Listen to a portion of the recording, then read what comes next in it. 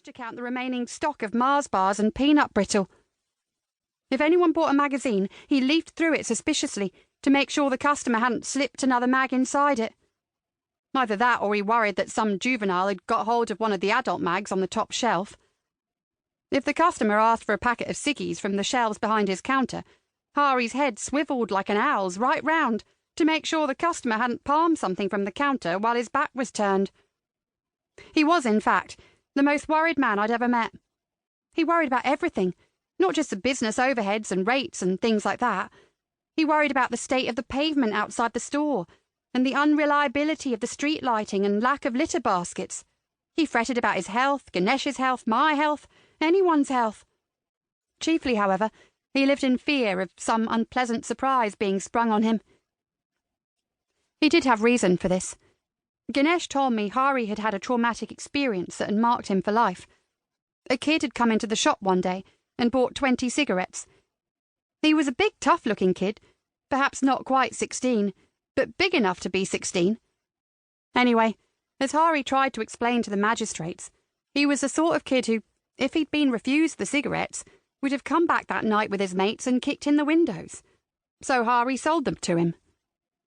Only moments later, when he'd hardly had time to put the money in the till, a woman representing some trading standards agency rushed in, yelling at him for selling cigarettes to an underage customer.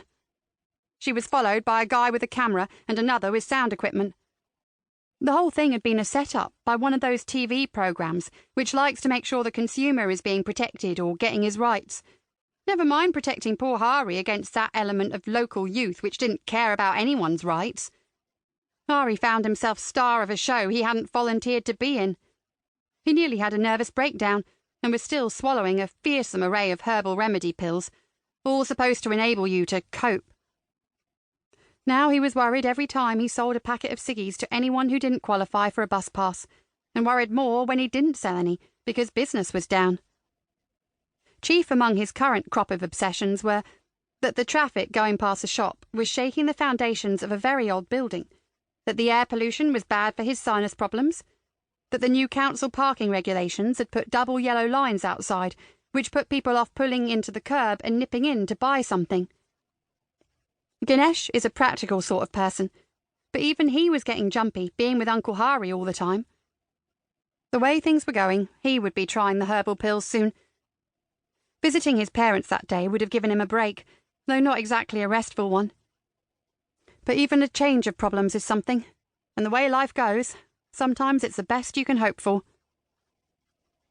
The display screens above the access to the platforms flickered and informed us that the delay, which was due to a unit failure at Wembley, was likely to last another half hour. I wasn't going to sit here for 30 minutes more, slowly petrifying. I'd take my drink and find somewhere warmer. So I reached for it, and that's when I became aware that I had company. The immediate impression was of a looming presence hovering over me, and a whiff of sour booze dregs. There he was, no more than an arm's length away, with his eyes fixed on my coffee. He was wondering whether it belonged to me, or whether some traveller had abandoned it to sprint for a train. He reached out tentatively and asked, "That yours, dear?" I told him it was and snatched it up protectively. Disappointment crumpled his face, which was already creased in folds like a bulldog's. He was a good 65, or so I judged, with long, greasy grey hair and pepper and salt stubble on his chin. He wore a tattered, dirty army greatcoat teamed oddly with clean, newish, stone-washed jeans. Some charity that hands out clothes to the homeless had probably given him those. It was a pity they hadn't also given him a pair of trainers, as the ones he was wearing were about to fall apart. Inside all these clothes, he was so thin he looked as if the keen breeze might blow him over and back down the escalators to the tube, up which I guessed he'd just come.